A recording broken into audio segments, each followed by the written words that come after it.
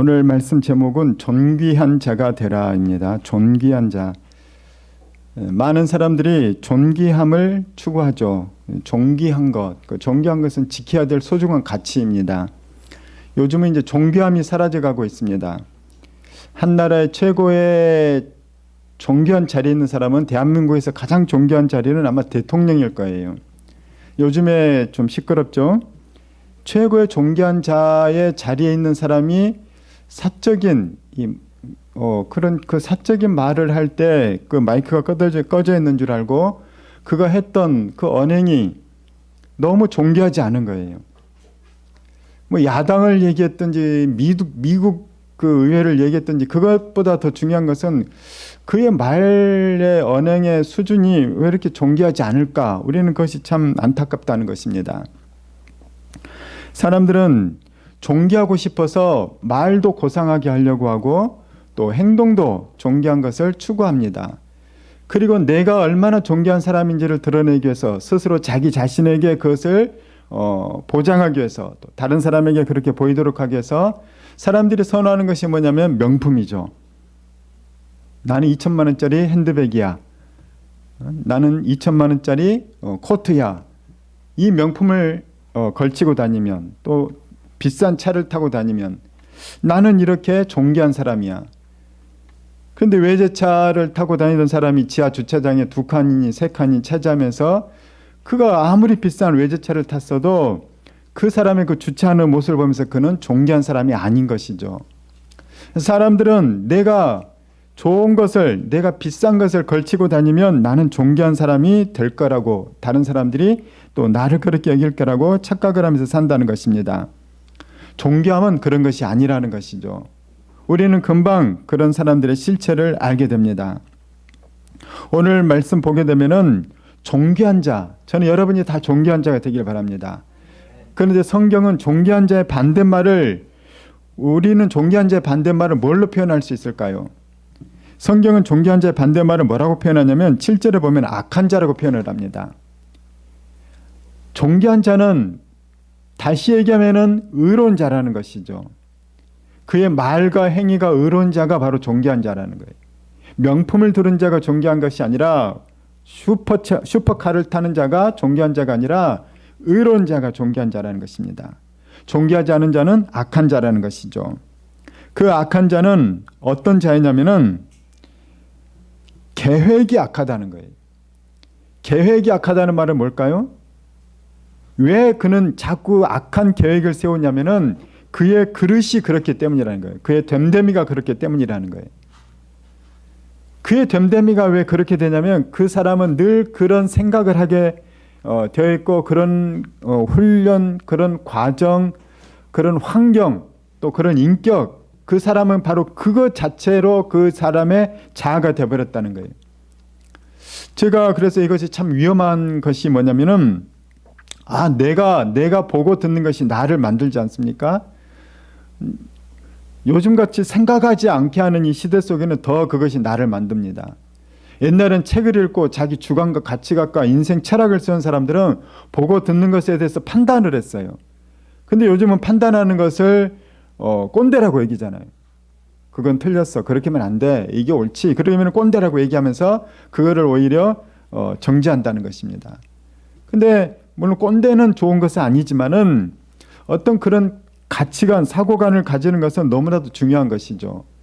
근데 그것을 가지지 않았을 때 어떤 결과가 오게 되냐면 내가 보는 것이 나를 만들게 된다는 것입니다. 그래서 자꾸 누구에게 어떤 소리를 듣고 뭐를 보고 뭐를 경험할 때 그것이 바로 나를 만들어가는 것이죠. 제가 깜짝 놀란 적이 있는데 어느 날 죄송합니다. 교회 인터넷을 켰는데 유튜브를 켰더니 막 영화 뭐 어떤 이런 것들이 막 갑자기 뜨는 거예요. 왜 그러지? 봤더니 제 교회 컴퓨터 아이디하고 제 핸드폰 아이디가 겹쳐 있는 거예요. 제가 평상시에 목사님 설교 말씀이나 좋은 강의를 많이 듣는데 잠시 정신을 잃었을 때 그냥 클릭하다 보니까 자극적인 거, 재밌는 거, 흥미로운 거, 만났대, 헤어졌대, 누가 죽였대, 영화가 이런 끔찍한 사건이 실화라고 그럼 나도 모르게 눌렀던 거예요. 그러니까 이게 알고리즘이 되어 있었던 거죠. 내가 핸드폰으로 봤던 건데 교회 컴퓨터를 켰더니 그것이 막 떠 있는 거예요. 아, 내가 요즘 영적 상태가 진짜 안 좋구나. 내가 이런 것들에 영향을 받았겠구나. 내가 그것에 대해서 각성을 한 거예요. 그래서 내가 이거 생각 없이 보는 것도 내가 버스 타다가 지하철 타다가 그냥 시간 무료해서 눌렀던 것들, 그런 것들이 다 이렇게 남는 거구나. 그런데 그것들이 결국은 또 꼬리에 꼬리를 물고 나를 계속 클릭하게 한다는 거예요. 이거 우리 정신사고도 마찬가지예요. 한번 그쪽으로 생각하면 계속 꼬리에 꼬리를 물고 그쪽으로만 계속 생각하게 돼 있는 거예요. 유럽 축구 좋아하는 사람은 밤을 새도 유럽 축구 계속 보면서 그 팀은 어떻게 됐을까? 프로야구 좋아하는 사람은 계속 야구에 대해서, 그런 거는 그래도 그나마 건전한 편이죠. 복수에 대해서, 성적인 그런 것에 대해서 계속 꼬리에 꼬리를 물고 우리의 사고와 우리의 가치관을 지배해버린다는 것입니다. 존귀한 자는 누구일까요? 존귀한 자는 누구냐면 바로 우리 8절을 같이 읽도록 하겠습니다. 시작. 존귀한 자는 존귀한 일을 계획하나니 그는 항상 존귀한 일에 서리라. 존귀한 자의 반대는 악한 자인데 그 악한 자는 그릇이 그렇기 때문에 그는 악한 일을 항상 계획한다는 거예요. 존귀한 자는 어떤 자냐? 존귀한 자는 그 반대라는 것이죠. 존귀한 자는 존귀한 일을 계획한다는 거예요. 마음과 의도가 존귀한 것을 계획하는 거예요. 누구를 어떻게 도와줄까? 그 사람 요즘 힘들던데 어떻게 도와줄까? 내 영적 생활의 변화와 향상을 위해서 나는 무엇을 할까? 내가 40일 작전 기도를 할까? 아니면 성경 읽기를 다시 시작할까? 혼자는 안 되니까 그룹을 만들어서 같이 하는 게 좋지 않을까? 이런 걸 계획한다는 거예요. 이 나라를 위해서, 사회를 위해서, 가정을 위해서 내가 무엇을 어떻게 해서 더 나아지는 좋은 것을 할까? 존귀한 자는 늘 그런 걸 계획한다는 거예요. 그런데 악한 자는 본능에 따라가게 되고 자기 이익만을 위해서 다른 것들에 대해서는 누가 손해를 받든지 말든지 망하든지 그냥 나의 이익만을 위해서 생각하는 자가 바로 악한 자라는 거죠. 존귀한 자의 특징은 바로 그런 자예요. 그의 마음의 생각과 그의 계획, 그의 됨됨이 자체가 존귀한 것을 계획하는 거예요. 우리는 그렇기 때문에 존귀한 자가 되고 싶어서 우리는 얼마나 큰 오해를 하고 있냐는 거예요. 내가 강남 백화점 가서 그 레어템을 내가 살 수 있으면, 내가 그걸 사면은 나는 존귀한 자가 될 거야. 내가 해외 슈퍼카를 타고 다니면 사람들 나를 우러러보면서 나를 존귀한 자로 여길 거야. 여러분 과연 정말 그러냐는 거예요. 진짜 존귀한 자는 됨됨이인 거예요. 그의 계획함인 거예요. 오늘 더 나온 것은 뭡니까? 항상 존귀한 일에 서 있다는 거예요. 존귀한 가치 있는 일에 누가 있나 보면 그 사람이 있는 거예요. 봉사의 자리에 누가 있나 보니까 그 사람이 가 있는 거예요. 다른 사람을 돕고 섬기는 일에 누가 있나 봤더니 그 사람이 있고 이미 그 사람이 다녀간 거예요. 그가 바로 존귀한 자인 거예요. 요즘도 그래서 연예인들이나 기업들도 그러지 않습니까? 사회 봉사, 기부, 왜 그들이 그것을 할까요? 명품, 좋은 옷, 그거 갖고는 존귀하지 않다는 거예요. 회사도 고객이 감동하고 좋은 이미지를 가져야 물건이 팔리기 때문에 이제 사람들로부터 이 회사의 의도와 이 회사의 하는 일은 정말 감동하고 좋고 옳고 선한 일을 하는 것을 대중에게 알려야 된다는 거예요. 롱런하는 그런 가수나 연예인들도 보면은 기부를 많이 하는 사람들이에요. 기부뿐만 아니라 어디서든지 좋고 선한 일에 딱 서 있는 거예요. 그 사람들이. 나중에 10년 지나서 봤더니 그런 걸 다 밝혀지게 되죠. 존귀한 자는 존귀한 일을 계획하고 그는 항상 존귀한 일에 서 있다는 것입니다. 저는 그리스도인인 여러분이 항상 존귀한 일을 계획하고 존귀한 자리에 서 있기를 축원합니다. 바로 그럴 때 우리는 존귀한 자가 되는 거예요. 자, 존귀한 자하고 우리가 헷갈리기 쉬운 것이 있기 때문에 성경은 우리에게 알려주는 것이 있어요. 여러분, 부러운 인생이 어떤 인생입니까? 근심 걱정 없는 인생 아닙니까? 나는 근심 걱정 없이 살기 위해서 돈을 버는 거예요. 그렇지 않아요? 왜 공부를 그렇게 열심히 하고 좋은 대학 가려고 하고 좋은 회사에 가려고 합니까? 내가 편안한 인생 살려고.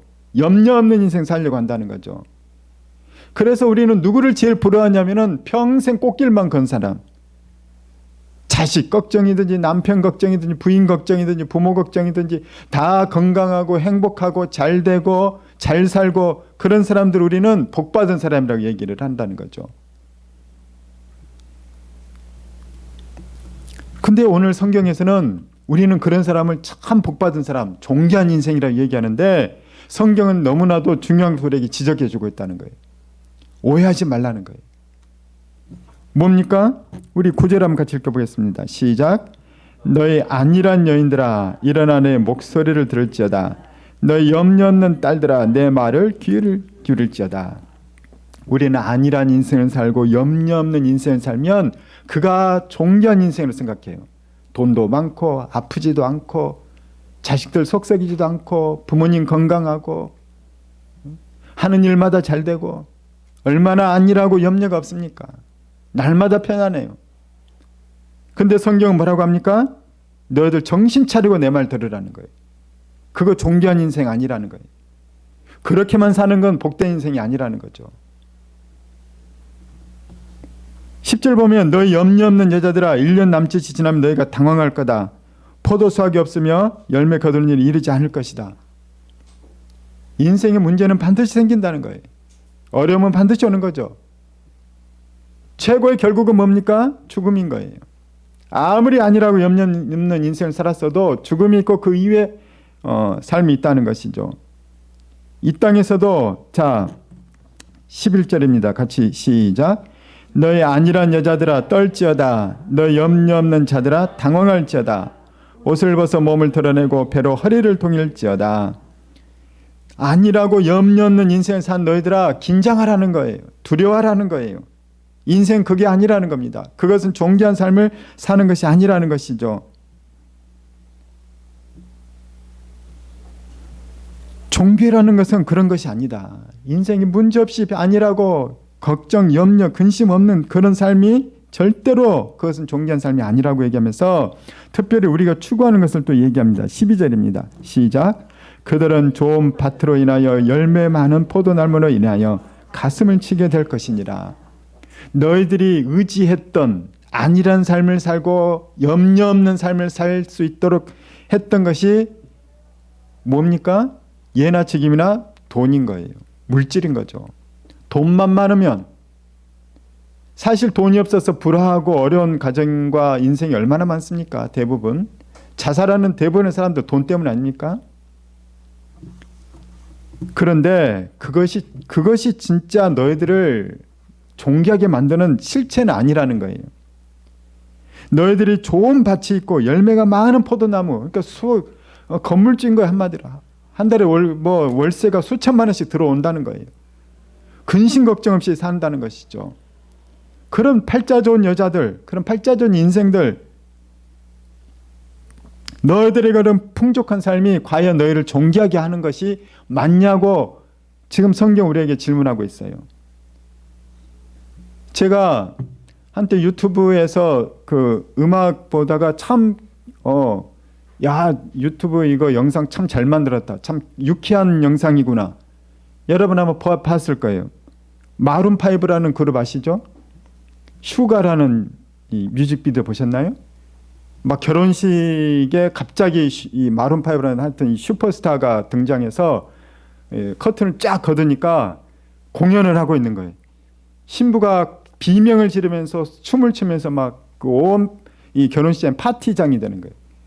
아침부터 저녁까지 여러 결혼식장 돌면서 사람들을 너무너무 행복하게 하고 있어요.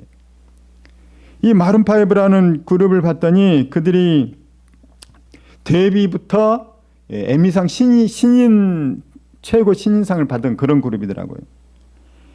전 세계적으로 1억 장 이상의 싱글 앨범을 판매했고 7,500만 장 이상의 음반을 팔았다고 해요. 그 슈가라는 그 뮤직비디오는 37억 뷰가 됐더라고요. 너무 단위가 높으니까 상상이 안 가죠. 1억 장을 팔면 우리는 1,000만 장, 100만 장만 팔아도 대박 아닙니까? 1억 장을 팔았다는 거예요. 싱글만. 또 앨범은 7,500만 장을 팔았다는 거예요. 이 마룬5의 실질적인 리더가 애덤 리반이죠. 보컬도 하고 이가 음악성이 얼마나 뛰어난지 작곡도 대부분 히트곡은 이 사람이 많이 했다고 해요. 제가 뭔 말을 하려는지 알겠죠? 뉴스에 관심 많은 사람은 알 거예요. 애덤 리반이라는 사람이 그보다 20살 어린 모델이니 뭐한 사람으로 현재까지 이 커밍아웃 시킨 한 사람 여자들만 총 3명이라는 거예요. 감춰준 사람 더 많지 않겠습니까? 나 애덤 리반과 불륜을 저질렀다는 거예요. 그의 아내는 슈퍼모델 출신이에요. 그의 아내가 이미 아이를 둘 낳았고 셋째까지 임신하고 있다고 해요. 이 세계적인 성공을 거두고 인기, 부, 명예 다 가진 사람인데 여러분 그가 존귀합니까? 얼마나 굴욕과 수치를 당하고 있습니까? 사람들 앞에서 그러면 참 다행이죠. 사람들이 쉽게 잊어버리고 쉽게 용서를 하는 것 같아요. 우리나라도 그렇지 않아요? 아주 탑 오브 탑 그 배우가, 남자 배우, 중년의 배우가 그 신인 같은 여자 배우들인지 하여튼 연예인들에게 내가 돈 줄 테니까 우리 성관계 이런 것을 암시하다가 이거를 내가 언론에 알리겠다. 50억을 다오. 그래서 본인이 먼저 이것을 드러냈다가 이제 그런데도 아직도 그냥 왕성하게 활동하고 있지 않습니까? 그가 들통나지 않은 것들이 얼마나 많을 것 같냐는 거. 근데 그 사람만 그랬겠어요? 이 나온 사람만 그랬겠습니까? 연예계만 그랬겠습니까? 전에 얘기했죠. 강남의 이 CEO들 성경 공부 모임에서 간음하지 말라 이것에 대해서 그들이 비웃었다고? 아니 남자가 성공했으면 세컨드 몇 명쯤 데리고 있는 것은 당연한 권리 아니냐고. 남자가 그 정도 해야 남자들 세계에서 좀 인정받는다고. 나도 그 정도 누릴 권리가 있지 않냐고. 예루살렘이 지금 어떤 곳이냐면 13절 한번 같이 읽도록 하겠습니다. 13절 보면은 희락의 성읍이라는 거예요. 희락의 성읍이요 기뻐하는 모든 집이라는 거예요. 물질적으로 부족함이 없고 안일하고 염려가 없으니까 그 사람들이 뭐 어떤 삶을 사냐면 돈 많고 시간 많고 자기 권력이 있는 사람들은 쾌락을 즐기게 돼 있어요. 지금 대한민국도 마약 청정구역이 아니라고 하죠. 더 큰 쾌락이 뭘까? 더 큰 쾌락이 뭘까? 술, 마약, 성. 여러분, 그래서 과연 그런 것들을 다 누리는 그 안일하고 염려 없는 인생들이 과연 존귀하냐는 거예요. 하나님께서는 이스라엘을 사랑하셨어요. 나는 예루살렘을 사랑하기 때문에 예루살렘에게 하나님께서 뭔가 조처를 취하신다는 거예요. 그것이 무엇입니까? 나의 이 백성의 땅, 이 희락의 성읍에 가시가 나게 할 거라는 거예요. 13절. 고난을 줄 거라는 거예요. 14절 같이 읽겠습니다. 14절 시작. 대저 궁전이 폐함받으며 인구 많던 성읍이 적막하며 오벨과 망대가 영원히 구렬이 되며 들나귀가 즐기는 곳과 양떼의 초장이 되려니와. 이스라엘을 망하게 하겠다는 거예요. 그 화려한 예루살렘 성을 다 무너뜨려버리고 집들도 폐허가 되고 불태워서 들판이 되어서 짐승들이 그곳에 오고 예루살렘 성읍 안에서 그 초장이 되어버렸기 때문에 그 성에서 양이 풀을 뜯는 곳이 되어버린 거예요. 그 중동 지방은 우리나라 산악과 나무가 많은 곳이 아니거든요. 폐허가 되면 풀이 자라요. 거기에 이제 양떼들이나 먹는 곳이 되는 것이죠. 내가 예루살렘을 너무 사랑하기 때문에 그들에게 안락과 염려가 없는 삶을 허락하는 것이 아니라 그들에게 가시를 줄 거고 그들의 삶을 폐허로 만들 거라는 거예요. 이 일은 실제로 이스라엘 역사 가운데 일어났습니다. 오늘 성경은 이사야의 예언인 거예요. 이사야는 북이스라엘이 망하기 전 그 마지막 망할 그 시점, 그리고 남유다도 곧 망할 때 얼마 남지 않은 그 시점에 활동했던 예언자가 바로 이사야예요. 그 최고로 번성하던 북이스라엘의 전성기 때 이사야는 활동을 했어요. 사람들은 이 북이스라엘이 솔로몬 이후에 가장 번성하고 부강하고 잘 살고 있다. 이 주변의 인근 국가들이 우리 우습게 여기지 않고 있다. 우리는 다 부자다. 우리는 행복하다. 그때 그들이 한 일이 뭐냐면 이사야서나 이런 데 보면은 다들 행했던 크게 두 가지 일은 음행이었어요. 첫 번째. 두 번째는 우상숭배였어요. 그것들은 다 통합니다. 인근 가나안 지역의 우상숭배의 장소는 음행의 장소였고 그 우상숭배에는 무엇을 부추겼냐면 음행을 부추겼다는 거예요. 마지막 때 바로 이스라엘이 그렇게 됐다는 거예요. 희락의 성읍인 거예요. 희락의 성읍. 기뻐했어요. 야, 인생 너무 즐거워. 술 한잔하니 너무 즐거워. 이 여자 저 여자 만나니 너무 즐거워. 술 먹고 마약하고 하니 내 인생이 너무 즐겁도 좋다. 행복하다. 그들은 그것이 존귀한 삶을 사는 줄 알았더니 아니라는 거예요. 악한 자들이라는 거예요. 망할 자들이라는 거예요. 하나님은 사랑하기 때문에 그들에게 가시 고난을 주고 멸망을 허락한 거예요. 그 뒤에 그들은 다시 에스겔의 예언처럼 성령을 받게 되고 말씀을 새롭게 받게 되어서 이제 이 느헤미야나 에스라 때 다시 포로로부터 돌아와서 70년 만에 돌아와서 대부흥 운동이 일어나요. 이스라엘 회복의 운동이 일어났다는 거예요. 그들은 바벨론 시내가 그 강가에서 바벨론 강가에서 통곡을 하면서 울어요. 우리의 조상들의 죄가 하나님을 떠나게 했고 지금 이곳에 있게 되었구나. 그들은 다시 예루살렘 돌아가서 이제는 예전처럼 살지 않으리라.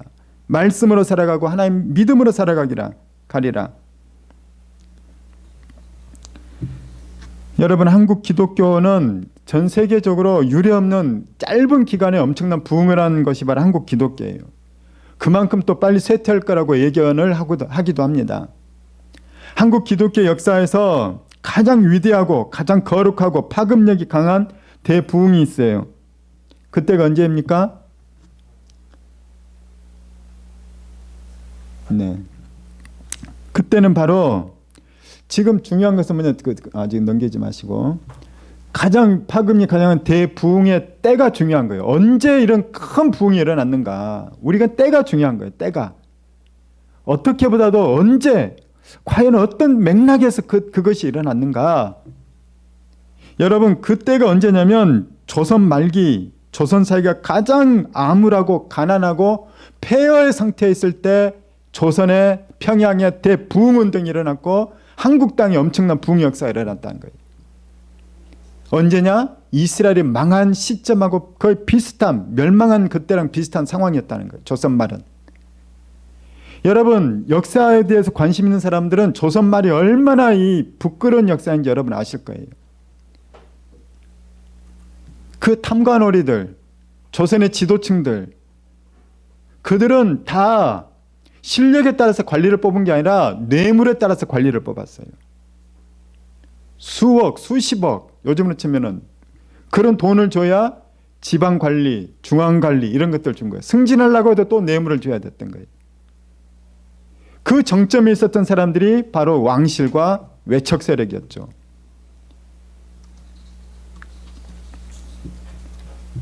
가장 큰 피해자들은 누굴까요? 조선의 민초들, 백성들이었던. 우리 사진들 한번 봅시다. 이 사진은 옹기장이, 옹기장 말고 그 어릴 때는 똥퍼하는 것이 있었는데 그 화장실 푸는 사람들인 거예요. 그리고 그런 옹기를 나르는 거죠. 또 옹기장이도 있고 저 가운데는 이제 그 화장실 푸는 것들도 있고. 자, 넘겨보시기 바랍니다. 여기가 어딘지 아십니까? 저 북쪽산이 인왕산인 거예요. 조선 말의 한양인 것입니다. 얼마나 꾸불꾸불한 도로에 초가집이 많아요. 여기 맨 앞에 있는 여기가 성벽이에요. 성벽. 아이들이 있는 곳 있죠? 성벽이에요. 조선 말의 한양이 이랬던 거예요. 사극에 나오는 그 멋진 도로 절대 아닙니다. 그 컬러풀한 옷을 입고 다니는 것이 아닌 거예요. 조선 말인데도 불구하고. 초가집이에요. 대부분이. 넘겨봅시다. 여기가 한양의 시장 거리입니다. 자, 그래도 중산층들인 거예요. 이들이. 넘겨보시고요. 여기는 그냥 여기도 서울이에요. 한양의 일반적인 서민들이, 백성들이 사는 곳이 바로 이런 곳이라는 거예요. 또 계속 예, 여기가 일반적인 가정의 모습입니다. 이거는 다 대부분 누가 지금 조선의 선교사님들이 찍었어요. 그 당시에 선교사님들은 여러분 1800년대만 해도 이 귀족이나 고위층 자제들의 집을 보면 몇 층짜리 이 고택 그런 이 귀족의 성들인 거예요. 미국이나 이런 곳에 그 귀족이나 그 엘리트들의 자녀들이 대학까지 나온 거예요. 그 당시에. 그런 부유하고 엘리트의 사람들이 조선에 이런 곳에 온 거예요. 선교사로.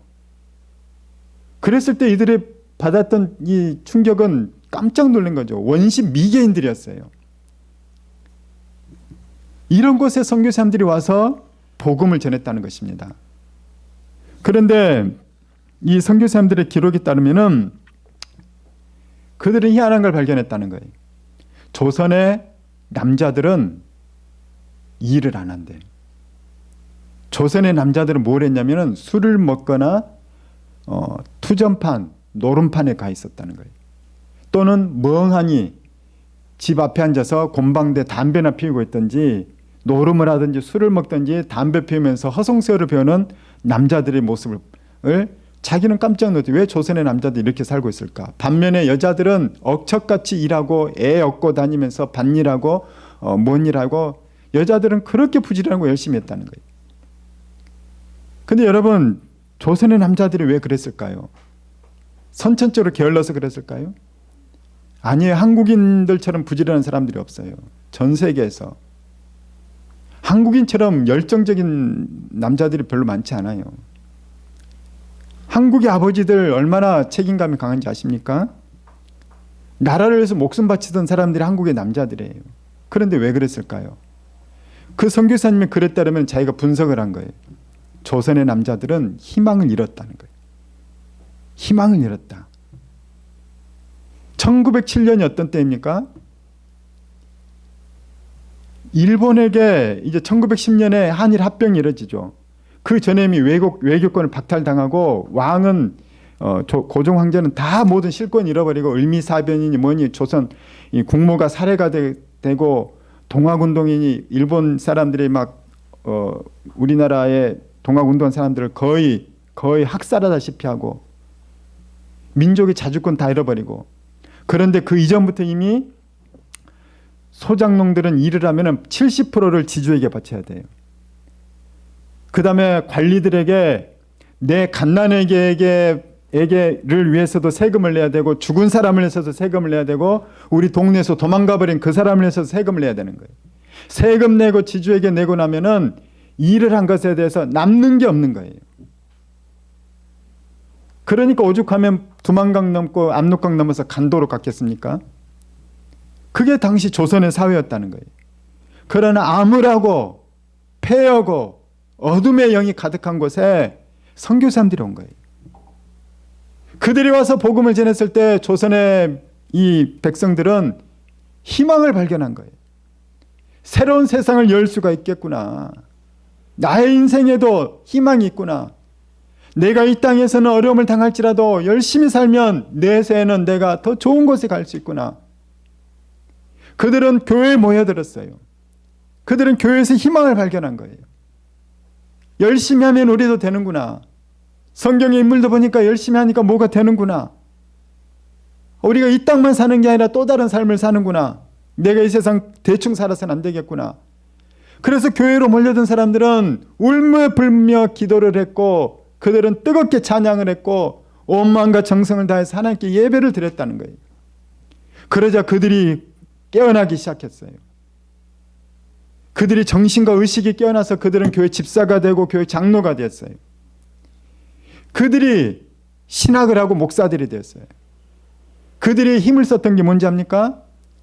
3.1운동 33명 중에서 기독교 인구가 2%도 안 됐던 때 16명, 50% 이상이 크리스천들이었어요. 물산 장려운동, 국채보상운동의 그 핵심 멤버들, 주동자들, 신민회 이런 사람들이 다 그리스도인들이었어요. 기독교인은 2%도 안 됐대. 1점 몇 %대였을 때. 왜 그렇게 적극적으로 그들이 희망 없이 투전판에 술, 도박, 노름, 뭐 온갖 그런 희망이 없던 조선 남자들, 조선 여자들이 다시 깨어나는 그런 역할을 한 것이 뭐냐? 기독교 신앙이었다는 거예요. 그들은 다시 일어나서 내 인생도 살리고 내 가정도 살리고 이 나라와 민족을 살리기 위해서 내가 뭘 할까? 그렇게 살았다는 거예요. 여러분, 존귀한 인생이 뭡니까? 어떻게 해서 가장 존귀한 자로 갔을까요? 지금 대한민국은 어떤 상태입니까? 대통령의 욕설로 인해서 대한민국의 국격이 떨어졌다고 한탄을 하는데 과연 대통령의 욕설 그 한마디 때문에 대한민국 국격이 떨어질까요? 그 나라 대통령의 수준은 그 나라 국민들의 수준입니다. 우리나라가 얼마나 욕을 많이 하는 원망과 남탓과 이런 지금 사회가 돼가고 있습니까? 이기적인 사회가 돼가고 있습니까? 제가 PC방에 몇 년 전에 한번 갔다가 깜짝 놀랐어요.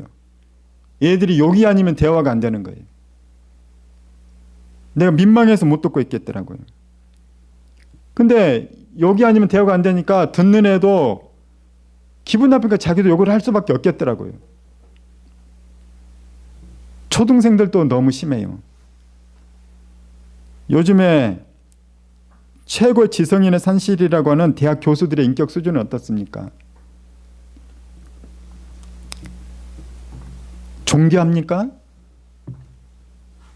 그들의 말, 언어만 그렇게 욕을 많이 한 거나 그냥 언어만 그냥 격하거나 그러면은 그나마 다행이죠. 그들의 삶과 행위는 어떻습니까? 말세의 가장 심각한 문제는 사람들의 타락이 더 극심해지는데 그 타락을 타락이 아니라고 얘기한다는 거예요. 말세의 가장 큰 현상 가운데 두 가지가 우리 아까 나왔죠. 이스라엘의 마지막 때에 똑같아요. 성적 타락과 영적 타락, 사회적 타락 이런 것들인데 이건 다 연결이 되어 있습니다. 성적 타락은 우상 숭배와 연결이 되어 있죠. 영혼이 타락하면은 육신도 다 같이 타락하는 거예요. 이 대한민국은 지금 성적으로 너무너무 심각한 문제에 빠져 있어요. 동성애 이거 하나만 문제가 아닌 거예요, 사실은. 요즘에 우리 큐티 주제가 고린도전서입니다. 큐티 열심히 하시기 바랍니다. 고린도전서 7장은 결혼과 성적인 문제에 대해서 다루고 있어요. 사도 바울은 이상적인 걸 제시해요. 하나님의 나라를 위해서 결혼하지 말고 주님을 위해서 살아라. 너무 좋겠다. 왜냐? 결혼하면은 남자가 결혼하면 우리 아내를 기쁘게 어떻게 기쁘게 할고 그러느라고 주애를 소홀히 한다는 거예요. 아내도 마찬가지. 결혼을 하면은 주님 어떻게 기쁘게 할고 이것이 아니라 우리 남편을 어떻게 만족시키고 기쁘게 할까? 미리 뭘 해놔야 되나? 자식을. 그렇기 때문에 사도 바울은 주님을 위해서 헌신하게 살고자 하는 자들은 차라리 결혼하지 말아라. 그런데 사도 바울이 단서를 답니다. 욕망을 참을 수 없는 자들은 사명이고 뭐고 간에 결혼하라는 거예요. 너 자신을 인정하라는 거예요. 욕망을 참을 수도 없으면서 나 결혼 안 하고 주님을 위해서 평생 살까? 그러지 말라는 거예요. 왜냐? 마귀는 성적으로 먼저 무너뜨려서 신앙까지 무너뜨려버리기 때문인 거예요.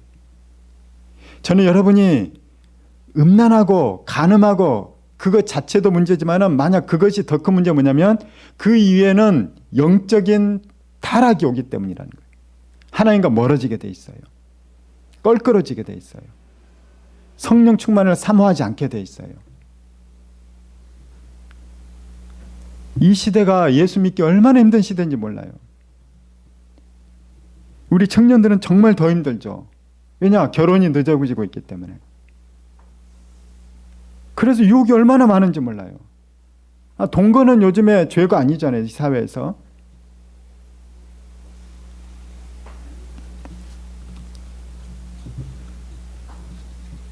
여러분을 정죄하려는 게 아니에요. 여러분이 반드시 이것에 대해서 싸우기 바랍니다. 왜냐하면 자꾸 넘어뜨리기 때문에. 마귀는 우리 연약함을 넘어뜨리기 때문에.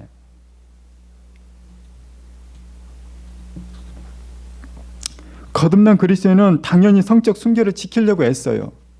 그런데 그런 사람을 세상에서는 바보라고 하거든요.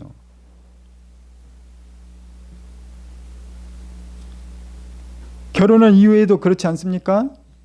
애인을 두는 것, 오피스 마누라, 오피스 남편, 룸살롱에 가는 것, 아무런 문제 아닌 것을 여기는 사회가 됐다는 거예요. 들키지만 않으면 괜찮다는 거죠. 말세로 갈수록 그리스도인으로 사는 것은 정말 힘들어요.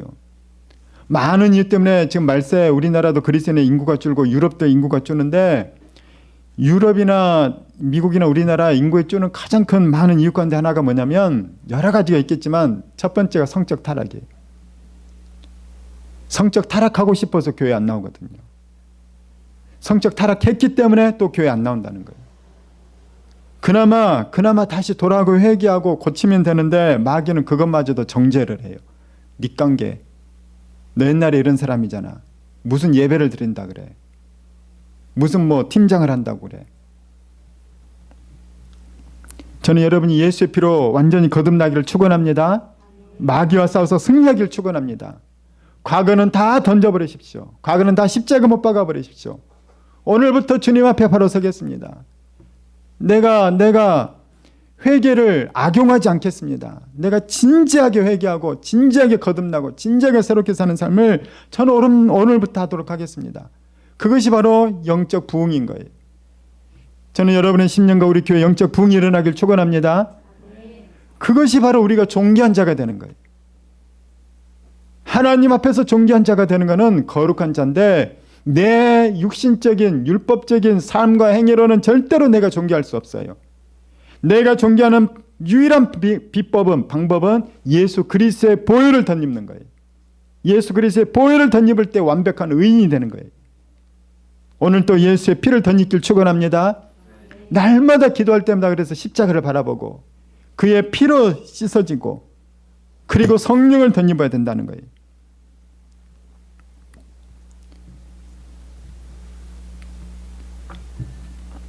세상은 우리가 안락한 삶을 살고 염려 없는 삶을 살고, 밭에 우리의 직장에 내 소득과 연봉이 많으면 그 사람은 존귀한 인생이라고 우리를 속인다는 것입니다. 그러나 정말 존귀한 자가 누구입니까? 정말 존귀한 자는 하나님 앞에서 존귀한 자가 진짜 존귀한 자라는 것이죠. 오늘 지금 이 시간에도 강남 백화점에 가서 수천만 원짜리 명품을 걸치고 다니며 또 다른 명품을 구입하는 그 사모님이 존귀한 게 아니라는 거예요. 김덕용 목사님이란 분이 있어요. 부천 복음교회. 이분이 목회를 35년 하셨다 그래요.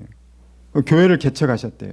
그래서 교회가 개척되어서 차근차근 10수년 지나다 보니까 이제 좀 안심할 때 한 70명쯤 되니까 이제 교회가 이제 재정적이든지 사역이든지 그냥 좀 안심이 되더래.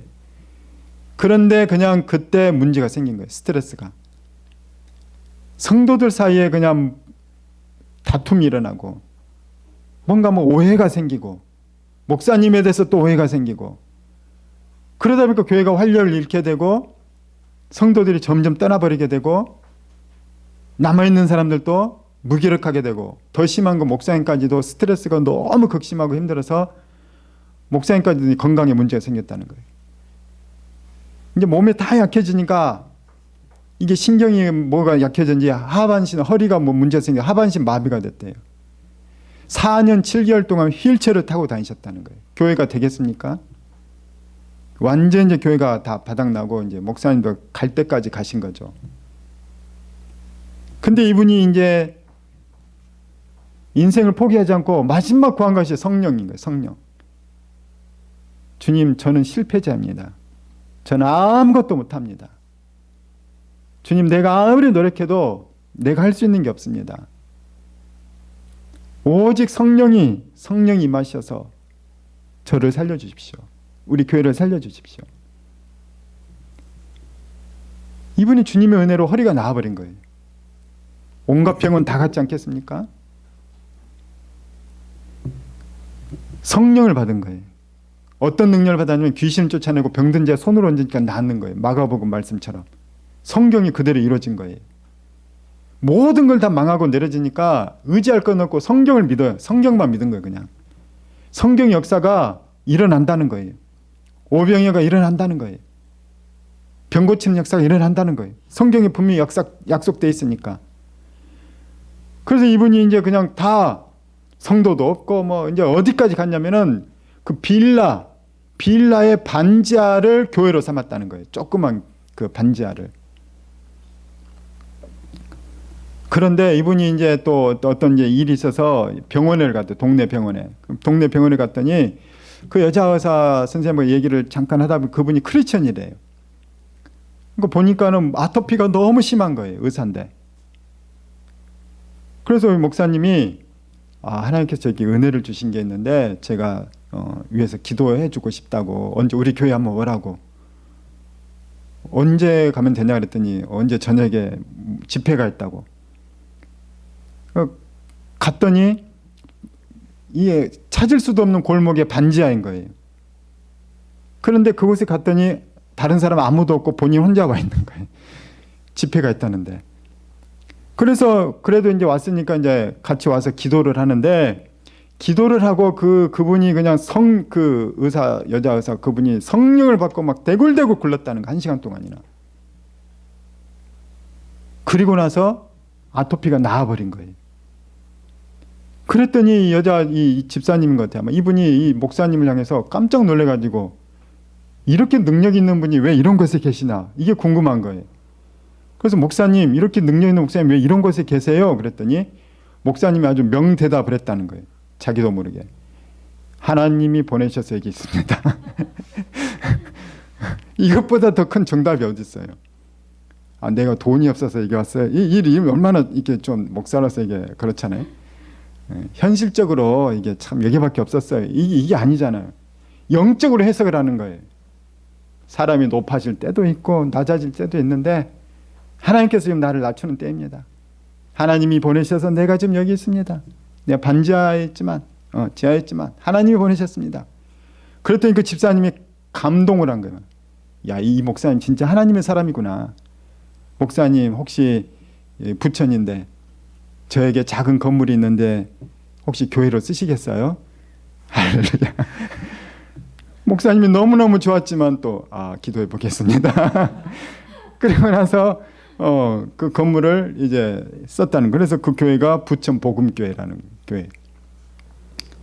그리고 나서 이제 교회가 부흥하고 또 부흥하고, 그래서 이 목사님이 은퇴를 지금 하시고 은퇴하신 지 한 2, 3년 되셨다고 이제 교회로 돌아다니면서 자기 이야기를 하시면서 말씀을 전하시는 거예요. 여러분, 이 목사님이 언제 제일 존귀해졌을까요? 인생에 가시가 생기고 삶의 폐허가 됐을 때라는 거예요. 왜 그랬을까요?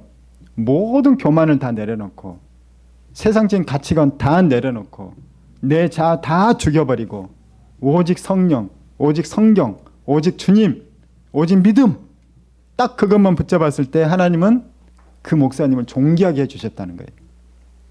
저는 여러분의 인생이 존귀하게 되길 축원합니다. 세상의 가치관에 절대 속지 마십시오. 하나님 나라에서 누가 제일 존귀할까요? 여러분, 사도 바울같이 존귀한 사람이 몇이나 될까요? 그런데 사도 바울은 세상에서 어떤 취급을 받았냐면 나는 만물의 찢기 같던 쓰레기 같은 취급을 받았다는 거예요. 세상 사람들은 사도 바울을 존귀하게 여기지 않았다는 거예요. 그러나 하나님 나라에 갔더니 사도 바울이 얼마나 존귀합니까? 우리 고린도전서 4장 13절 한번 보도록 하겠습니다. 전도해 본 사람은 이것이 더 와닿을 거예요. 근데 전도도 안 한 사람은 뭔 말인지 모를 수 있어요. 시작. 비방을 받은 즉 권면하니 우리가 지금까지 세상의 더러운 것과 만물의 찌꺼기같이 되었도다. 전도했더니 사람들이 비방을 했대요. 그런데 그 비방한 사람을 해서 또 권면을 한 거예요. 예수께서 우리의 죄를 위해 십자가에서 매달려 죽으셨습니다. 그분은 부활하셨습니다. 그렇게 권면했더니 사람들이 뭐라고 하냐면 예수 믿을 게 그런 게 아니라 세상의 더러운 음식물 쓰레기나 쓰레기처럼 그렇게 취급을 했다는 거예요. 침을 뱉고 돌을 던지고 감옥에 던져버리고 집단 구타를 하고 왕따를 시키고 그랬다는 거예요. 여러분, 사도 바울이 비천한 인생 살았습니까? 비천한 자입니까? 세상 사람들이 볼 때는 그렇지만은 사도 바울은 가장 존귀한 자라는 거예요. 그런 일을 당하면서도, 그런 쓰레기 같은 취급을 당하면서도 한 생명을 구원하기 위해서 복음을 권면하는 그 사도 바울이야말로 하나님 나라의 가장 존귀한 면류관을 받는 그런 주인공이 됐다는 것이죠. 여러분, 사도 바울보다 더한 취급받고 더 비천하고 낮아지신 분이 누굽니까? 예수님이죠. 예수님. 하나님의 아들이신 그분이 가장 흉하고 비참하며 모욕당하는 그런 자리에 매달리셨어요. 그곳이 바로 십자가라는 거예요. 예수 믿는 사람은 십자가를 붙드는 거예요. 영광을 바라보는 게 아니라 십자가를 먼저 걸쳐야 되는 거예요. 그래서 No cross, no crown이라고 하는 거예요. 그리스도인의 모토는. 십자가를 거치지 않으면 영광이 없다는 거예요. 십자가를 거쳐야만이 존귀하게 된다는 거예요. 가시가 나고 폐허를 거쳐야만이 존귀한 자예요. 그걸 영적으로 뭐라고 어떤 과정이냐면 회개의 과정인 거예요. 회개를 통해서 내가 죽어지고 나를 쓰레기처럼 우주의 먼지처럼 먼지도 못한 것처럼 나를 바라보고 이런 나도 구원받을 수 있나요? 그때 예수의 십자가 보혈이 덧입혀지고 내가 어렵게 되는 것을 경험한 사람은 완전히 변화된다는 거예요. 저는 여러분이 다 변화되길 축원합니다. 낮아지시고 세상의 빛의 자가 되신 주님 예수 그리스도를 하나님은 가장 높여주시는 거예요. 우리 빌립보서 2장 8절입니다. 시작. 사람의 모양으로 나타나사 자기를 낮추시고 죽기까지 복종하셨으니 곧 십자가에 죽으심이라.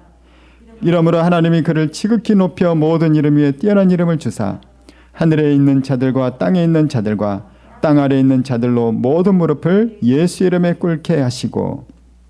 그리스도인은 누굽니까? 모든 그리스도인은 존귀한 자들인 거예요. 저는 여러분이 그 존귀한 자가 되길 축원합니다. 그러나 더 존귀한 자가 되길 바랍니다. 더 존귀한 자들은 주님을 위해서 주님을 위한 인생을 사는 자들이라는 거예요. 우리에게는 반드시 인생의 최종 종착지가 있어요. 내 존귀함의 평가는 그곳에서 이루어지게 될 거예요. 우리에게는 내 영혼이 분명히 있는 것처럼 천국도 분명히 있고 지옥도 분명히 있어요. 진짜 존귀한 자는 존귀한 인생을 살아낸 자들인 거예요. 그들은 믿음의 사람이고 그들은 하나님의 사람이라는 거예요. 저는 여러분 모두가 그 주인공 되기를 주의 이름으로 축원합니다.